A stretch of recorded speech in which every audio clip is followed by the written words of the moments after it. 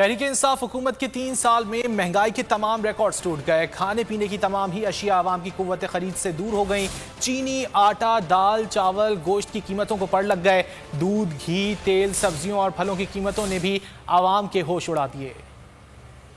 महंगाई महंगाई महंगाई, गरीब आवाम की मुसलसल दुहाई। तब्दीली सरकार में महंगाई के तमाम रिकॉर्ड टूट गए। पिछले 3 साल के होशरबा दादोशुमार सामने आ गए। डॉलर 123 से बढ़कर 166 रुपए तक जा पहुंचा। अगस्त 2018 में चीनी 55 रुपए 59 पैसे थी। 3 साल में 50 रुपए इजाफे से 105 रुपए 51 पैसे तक जा पहुंची। 20 किलो आटे का थैला 355 रुपए महंगा हो गया। दाल माश 101 रुपए, मसूर 43 रुपए 94 पैसे महंगी हुई। दाल मूंग की कीमत 70 रुपए, दाल चना 29 रुपए 77 पैसे बढ़ गई। घी का पैकेट 159 रुपए, LPG सिलेंडर 396 रुपए महंगा मिलने लगा।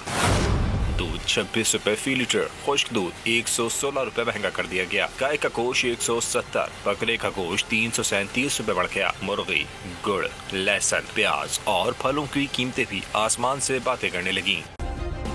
सब्सक्राइब करें और बेल दबाएं ताकि कोई खबर रह न जाए।